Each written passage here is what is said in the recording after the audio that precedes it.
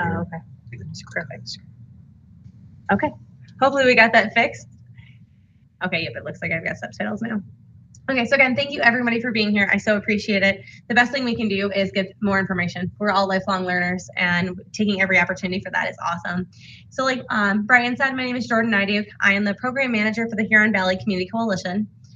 Through there, I kind of had an interesting role getting into this work, but my background is I have a bachelor's in criminal justice with juvenile delinquency and a master's degree in youth development. So I love to know how our young people's brain works, how they interact with our community, how they interact with their peers. I'm a certified prevention specialist, so I do this all day, every day. My nickname is kind of the drug lady because I try to stay up on those emerging trends. I love data. I love to know what's going on from a purely scientific perspective. And being a learner myself, I have worked in youth substance use prevention for 7 years, and I've been 6 years here with Huron Valley Schools. And the thing I think is almost most importantly, on top of knowing all the research about it, is I'm here because I'm also a Huron Valley parent. I live in our community, I work in our community, and my children will attend Huron Valley Schools. They're just not quite there yet, little young yet. But that's where I want to see the health, the safety of our community, and that to continue.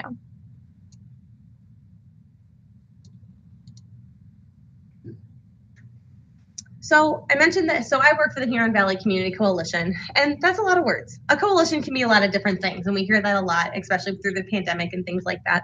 But the coalition, what we are, is we lead teens to a drug and alcohol-free life.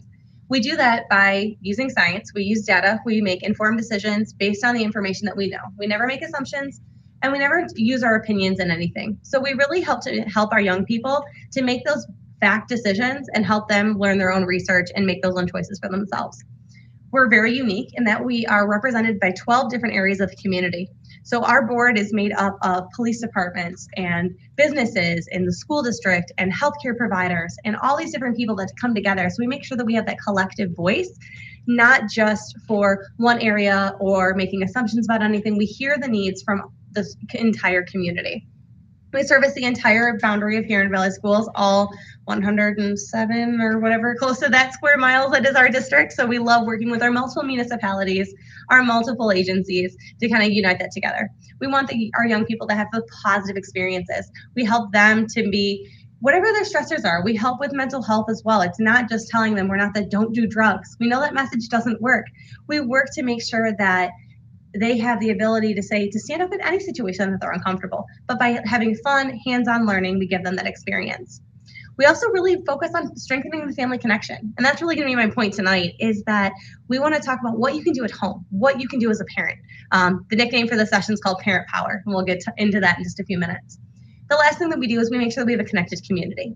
We work with our retailers, our businesses, our parks, like I said, our law enforcement, to make sure that we're keeping kids as safe and healthy as we possibly can when it comes to preventing drug and alcohol use.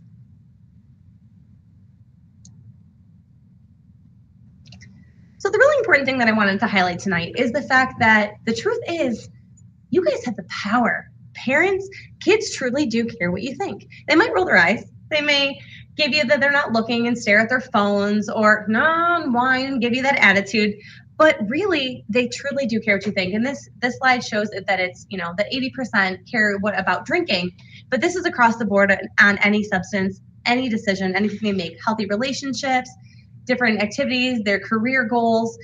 They do honestly care what you think. And so we got to make sure that we tell them. So the really great thing, and I'm not here, and the coalition is not here because we have a drug problem. Truth is, most kids don't. Most kids make those positive, healthy choices. If that was my report card, I would be really, really happy. I get that extra $5 when it comes in, came in the mail. But the truth is, we're not seeing a huge problem. We do have some kids that we'd like to bring along and help them to make those nice, safe, and healthy choices. But the truth is that most are choosing not to. We want to continue them on that path. And so this is our local data from our high school. Our local data from our high school students. We just updated that survey. So it's a really great thing to see that in a changing world, and a lot of people are worried about the mental health and the pandemic and different things like that, we are seeing a decline in youth drug use. So I said that the most important thing is that utilizing that parent power. And the one thing that I really like that the Huron Valley Community Coalition does is we don't focus just on one substance. We don't give you topics to say, here's how you prevent your kid from drinking. Here's how you prevent your child from picking up a vape. Because the truth is, most of those strategies are universal. They go across all the different platforms, and they'll be there no matter what drug comes down the line. We didn't expect vaping to hit the world like it did, and it was the popular surge. There will be the next thing. But what we try to employ are these strategies that make it to where it doesn't matter what that different thing is. So a couple things that we're really, really proud of is our tamper tape program. So we have the really cool thing with our tamper tape resistant labels is they can go on anything. Alcohol bottles, pouches for marijuana, they can go on the medical containers they come in, they can go on edible packets, they can go on liquid cartridges. And what they are is they're labeled, just like it said, tamper proof. When they're tampered with, they're destroyed. There's no way to take them off and put them back on without pieces of it flaking off and getting on everything. So it is a multi-strategy because it not only allows you to monitor your supply in your home. If you're going away for the weekend, spring break, summer vacations coming up, you got to, leave those middle schoolers, high schoolers home alone all day while you're at work. But it lets you know that you're watching to your youth. It lets them know that you are monitoring what they're possibly getting into. You can go away and come back home and check and say, yep, my vodka bottle's still intact. Not necessarily saying that their friends didn't bring it and that they're not using or anything like that, but you know that your home cabinet is not where they got it from. The really cool thing that it does, it also provides your kids with an excuse. We just talked about the truth is that most kids don't want to use these things. Most of them make those great choices. And so this gives them an out with their friends. No, my mom watches. I can't steal that and bring that to this party because they're going to know I can't refill it with water, or I can't make some of those pills disappear because they know that you're watching. So it gives you that peace of mind, but it also gives them that out. The other thing that I really like about it, especially for some of our younger kids and some of our middle school students, is kids are naturally curious, right? We're all wondering kind of what that is, and we hear about it, or you see things through it, or you see people referencing it. And it's a way that natural curiosity can kind of be halted for that moment. Because at least if they're naturally curious in that exact instant, they're not going to get their hands on that product. So that wave will kind of go away and until the next time that they have that opportunity. So we really like it for those couple different things. The really nice thing about those as well is the coalition has tamper tape that you can order right from our website. We will mail it right to your house, and you have those. I also have them at our table today that you can take home with you. The other awesome thing that we have is our at-home test strips. And I know people think, oh, I would never drug test my kids. Maybe, maybe not. But the really cool thing about having the test strips at home is it's there. It's that threat. It's if I'm worried about you going to a party, when you get home, I'm going to test you in the morning. Having that ability, again, provides your student with that out. That's our biggest thing that we do is helping the kids get out of the situations that they don't want to be at. As parents, let us be the bad guys. I will take the blame all day, every day for a young person if that gets them out of a situation they don't want to be in. That's our role. We want to help them get out of those situations. The other thing that it provides is an agreed upon consequence. And what's so great about that is the fact that you set that expectation before they even go out. And then when you follow through with it, if you say, if I think I have suspicion, or regardless if you think it's suspicion or you think your kid was great, you have that ability to test them. To say, hey, look, I followed through. I said I was going to do it. Now I'm testing you. Let's have a conversation. But let you have a conversation before they go out or before they're left alone, that's that expectation that what's going to happen and that consequence may follow depending on the results of that test. The other great thing that I like about this product and why we again carry these on our website is that it builds trust. Kids are going to experiment. They're going to make mistakes. They're going to fold to peer pressure with their friends. But what it can do is it can help it rebuild that trust. Give them some time. Help them quit using the product. We have counseling available. There's a lot of different quit and cessation tools that are available. After that process happens, having those tests to say, hey, let them come to you. Hey, Mom, I think I can pass this today. I haven't been using. I didn't drink at the party. Here, you can test me. Helping them build that trust back with you to hold them accountable. But then you also have that proof that they truly aren't just lying to you to get their phone back or to get ungrounded or to go to that next party, but they have that trust back with you. So again, all of these things those two physical products are available to order through on the website, which will be on the slides at the end of the presentation. The one that I think matters more than anything in the world is, again, giving them an excuse to give them that out. And this is a tried and true strategy that has been around for ages. is that code word or that phrase. The great thing about it is you get to be the bad guy. It's my favorite one because it applies in any situation. It doesn't have to be drug related. It could just be they don't want to go stay at a friend's house. They want you to kick a friend out because they're annoyed with them or some drama happened. It's such a universal strategy in helping our kids have positive skills to getting out of uncomfortable situations. And the nice thing is you know that they're at least being safe in that moment. So an example of a code word is if you have someone that says, every time that they go out, they can either text you this word or this phrase, or they can say it. I've heard examples where if someone says, hey, Mom, I'm really sorry I didn't unload the dishwasher before I get home. I'll get to it tomorrow. Okay, I didn't tell you to unload the dishwasher. Maybe you don't even have a dishwasher. You're saying, hey, I didn't feed the cat. Or I'm sorry this. Or some say if they use something in multiple repetitions. Hey, can I please go out? Hey, can I really, really, really, really, really want to go to this. Something that's abnormal. But in a text message, if a friend was looking over their shoulder, they might not even pay attention to that. Having some sort of phrase, or if they ask you in a certain way, or in a tone of voice can be one thing, but it's hard to decipher sometimes. And face it, as adults, sometimes we're distracted. Sometimes we're just paying attention to the words that are coming out of their mouths. So by having some sort of code word or phrase that they use, in that situation, you need to change the tone, you need to get in the car, you need to go get them. Or you need to say, okay, hey, playtime's over, I think your friend needs to go home. This is really cool because it can be used in our younger kids as well. And it's a skill that they can grow, even our elementary kids. As they get older, maybe that phrase changes, but it's still something that can be available. And you know that in that, maybe they didn't make that right choice at that party. Maybe they did choose to drink. Maybe they did choose to use a substance that now they're not feeling so great. But at the end of the day, they made that call to that code word to get them home safely. Maybe their ride was drinking.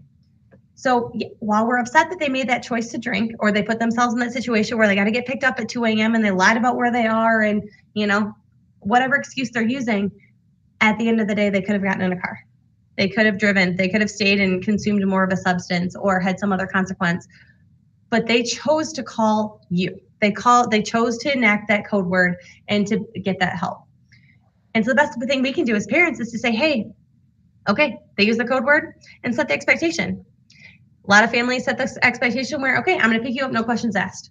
Well, then we need to follow up. No questions asked. Go pick them up. Don't lecture them in the car on the way home at 2 a.m. because they were at a party where there was alcohol. Say, thank you for using that code word and getting home safely. It helps you build trust both ways, because as they start using it and it works, they're going to continue to use it. And again, it can be any situation. It doesn't have to be drugs or alcohol.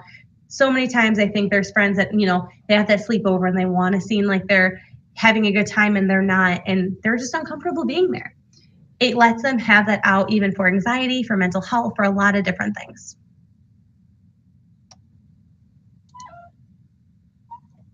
So one of my favorite resources is called Talk They Hear You.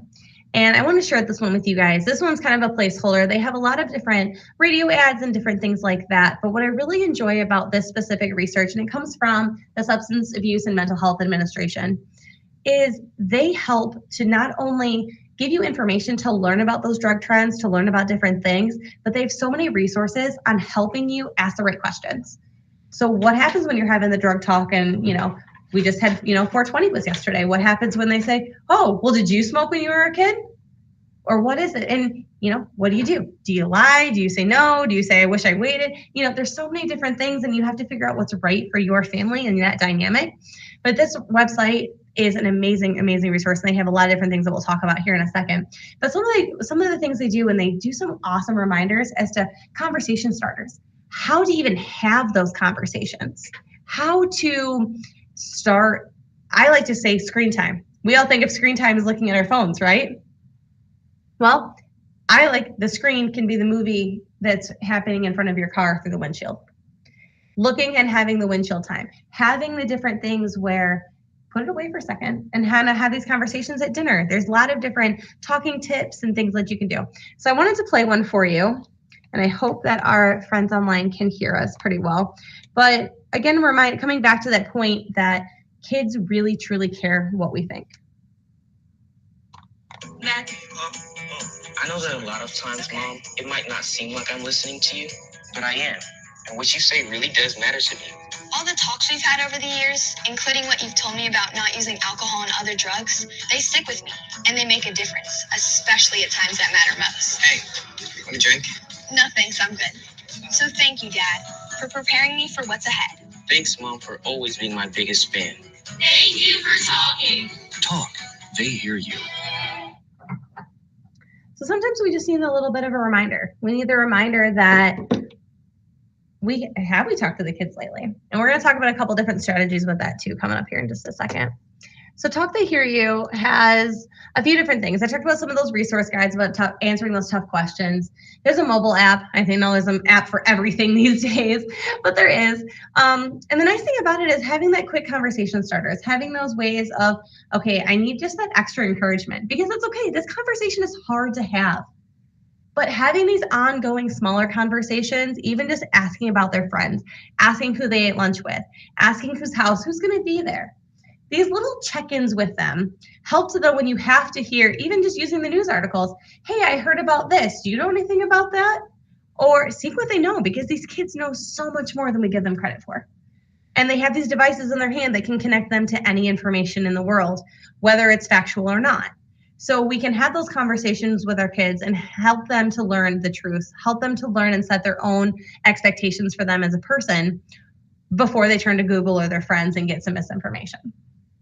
They also have a podcast that just launched. They do about quarterly right now. That What Parents Are Saying. There's two episodes that are out right now that will be growing here in the future. But it's just a really easy to navigate resource as well. I find that sometimes, especially when you're looking for drug prevention information, it can just be so many different words of just pages and pages of text and research, and it's not digestible.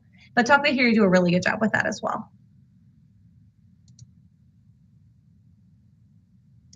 So I said that the nickname for the session was Parent Power. And some of you may have received some of our Parent Power information. If you are a 6th through 12th grade parent in Huron Valley schools, you probably have gotten some mailers from us from the school district with our Parent Power brochure and some of our tamper tape resistant labels. But we want to remind you to use that Parent Power. And it's as simple as this. Stay informed. Know the difference between what the emerging drug trends are. For those of you who came in person tonight, and I'm going to show one of our friends, I have 2 bags that have different vape devices. I'm going to get kind of close to the camera here for this one. And I'll pass these around for you guys. Know what these look like. Know what the thing, and kind of being up to date on what drugs are popular with students. Kids nowadays want to feel something. In the past, we saw drug trends where they wanted to feel nothing. They wanted to numb all the pains and the feelings. We're starting to see things like mushrooms coming back again. They want the experience. They want to feel. They want the hallucinations. So kind of seeing how drug changes emerge. There's different things. They don't want to taste the alcohol anymore. They want kind of some of these fruity things and these flavored seltzer waters and things like that. So kind of knowing what the drug trend is, because so much when we think about drug prevention, we think what it was like for us as kids, what was popular then. I did a presentation back when I first started this job probably 4 or 5 years ago. And the parents like, yeah, so what do you think of when you think of drug use? And everyone went, metal spoon, burnt spoons, which yes, you're not wrong. But typically if you're finding early drug use, that's not what you're gonna find with a student. Especially like our vaping devices, marijuana, alcohol are our most common amongst our young people, and our prescription drugs as well. But knowing kind of what's out there, what can they get their hands on, what information is being told to them that's completely incorrect. So staying up on that thing. Really easy way for that is the coalition sends out a monthly newsletter. I don't sell your information or do anything crazy, and I don't bombard you with emails. But we give you what's kind of going on. We tell you kind of what we're doing as a coalition, letting you know any big policy changes or anything that affects you, how that works, and anything we've got going on, upcoming events, fun things that you can do with your family. So we like to pride ourselves that we're not a negative, oh, drugs are going to kill you and all of these different things. We want to build you up as those positive experience, like I said before. We want to make sure that you know about the great things that are happening in our community and the great things that are happening right here in our school district. The other thing is, like we said, asking questions. And this kind of is a multi-thing, but asking questions in general, asking questions about what is some of the best things for my family, but asking questions of your young people. Know where they're at. I get this a lot with parents that they're like, well, I can't go through their phone. Yes, you can. You bought it. You're paying for the internet. It's under your roof. That is your phone. Knowing who they're talking, what apps are they on? Are they hiding messages through Snapchat? Are they on TikTok? Are they on these different things? But knowing who they're talking to. Are they on their phone at 2 a.m.? Or did they turn their screen time off? Are you tracking how much screen time? You're allowed to ask questions. You're allowed to say, hey, what was that? Is it going to pick a fight for a while? Absolutely. But once you establish that normalcy and that routine that, hey, you're going to check my phone, here you go. Check it. Nothing to hide. But asking all those questions too about what they're doing. Kids, some of them are okay. Most of them not super great liars. So you'll know if they're going to a party and they say, oh yeah, mom's going to be home. Okay, follow up. Do a drive-by. Call them. Ask for a phone number. Check in. There's so many things we can do to really make sure that the safety, because at the end of the day, that's all we care about. We want our kids to be safe, happy, and healthy people. But asking those questions and not being afraid to ask the questions that we don't know. Many people, at the table today, I had them say, okay, which one of these bags has nicotine vape devices in it and which bag had marijuana devices in them?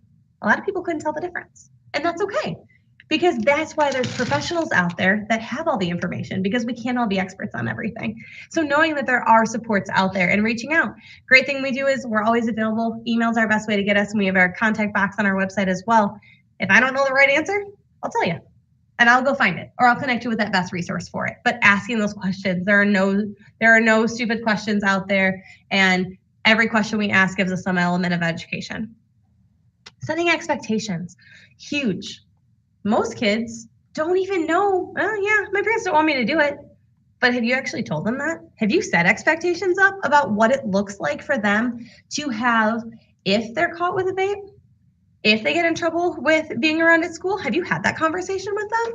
Do they know what it's going to be like if once they get caught, hey, this is what we're going to sit down. The nice thing about having a conversation with your youth while you're setting these expectations up is they know exactly what those expectations are and what the consequences are for meeting or not meeting those expectations. Because we always think about, okay, I got to set these rules, and when you break them, what happens when they follow them? What happens when the chores are done? What happens when they do use the code word? What happens when they come to you saying, hey, I'm really worried about their best friend because you know that they're vaping? Having those conversations are super important, but being straight with them, being honest, knowing exactly what they need to come talk to you about, that's okay, and opening those lines of communication. And that's hard. So the best way to do it is by talking often. Doesn't have to be about drugs. You don't have to have these hard, big conversations all the time. Like, okay, hey, we're having a family meeting. Sit down. We're going to talk about this big thing. That's scary. But having that, we all know that when mom said, okay, go sit on the couch. We got to talk to you. Okay. It's always, what did I do? What did someone do? Are you getting divorced? Who died? That's terrifying. The kids don't want that. But hey, how was school today? All these little questions. We ask them every day. How was school? Did you eat your lunch? Did you do all these different things? But we can ask them scholarly questions. We can check in with their friends. Hey, we haven't seen that friend in a while. Are you still hanging out with them? What's going on? We haven't, noticed you talking with this person after practice. Or did you know that person? Or, hey, I saw this movie. That looks really cool. There's so many different ways to keep those ongoing conversations, and how busy we are and how connected we are to our devices as well. It can make it even harder for those conversations and for that level of connection. But finding those little moments, they don't have to be in a 45-minute long conversations, but those quick little check-ins and just making sure and being real, saying, hey, I'm kind of having a hard day too. We're allowed to share responsibly, but with our families and with our kids, they'll saying, hey, work was really hard for me today too. I had to use some problem solving to get through this, and my technology wasn't working right, or my coworker they brought really smelly lunch today. Letting those kids know you're human. You have challenges, you have stress, you have things to go all the time as well. But bringing that communication is a two-way street. It's not just a Q&A with them, but also letting them talk to you, sharing different things of, well, while we set our expectation for our punishment, when I was your age, this was my punishment. And sharing with them to remember that adults are humans. And believe it or not, we all were teenagers and kids at one point. I think our young people like to forget that sometimes. But talk often and have those ongoing conversations. Those big talks where, oh, yeah, we talked about that once. We need to talk more.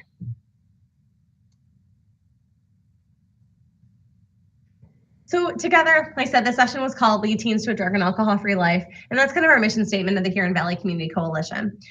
And again, the few ways that we do that is by staying connected with us. Follow us on our socials, utilize our website. We try to update it with the most updated information on emerging drug trends and things that you need to know and resources for that. We also have that, like I said, that monthly newsletter that helps you in the moment know exactly what's going on, upcoming events, things like that. Having that connected to our community, engaging with your youth. Whether you're following and interacting with all of my social media, as long as you're talking to your own family and building that family dynamic, you're supporting the work of the Huron Valley Community Coalition, and that's awesome for us. But if you do have some time on your hands and kind of like this mission and like what you're about and want to be a part of a team of people to uplift our kids and have a positive, healthy, safe community, we're always looking for volunteers. We have opportunities as small as driving around. Take a picture of a billboard or a sign that you see or a sign that you see that's advertising alcohol. We can't be everywhere. Help us let us know what you see. If you're concerned that, your next door neighbors, there's beer cans everywhere because they had a big party last night, or you're on a boat and enjoying some of our waterways this summer, we are always open to not tips about there needs to be law enforcement interaction at that moment, but just say, hey, this is what this looks like, but also healthy, positive things too. Hey, here's a great family community activity we'd love for you to share out for us. We do a lot of things like that. We also do a lot with, like I said, we have our board of our members from 12 areas of our community. You might fit one of those. Probably wear some hat, either your professional job, your personal interest, where you live, even just as a community resident, as a parent. All of that matters. So using your voice, helping us to design strategies, events, things like that. We have one of our volunteers, one of our healthcare volunteers is here with us tonight as well. So we always have time, and we always like to think about from a volunteer standpoint, we want to be where you are. So if you have 5 minutes, I can have 5 minutes of something for you. If you have a couple hours a month, awesome. So always interacting with our things and following along. It could be as easy as giving us some feedback through surveys. We love to collect information because we always do a status check to make sure that we are making sure that we're representing our community effectively and that our messages, that you're hearing our messages and that they're relying to it in a very concise way. So if you're interested in joining the Huron Valley Community Coalition, please come talk to me. You can always visit our website, hvcoalition.org. I'm going to show you guys that here in just one second. So all of our contact information is up there on the screen. My best thing is a lot of people try to scribble and take everything down. Taking a picture of it is one of the best ways to have the information so you can get to it in a little bit. But follow us on our socials. We have a lot of different things that are coming. We're going to try to even expanding our video series and helping you with some of those different talking points. We have our great on our YouTube channel. We have our Taco Tuesday series that is on YouTube.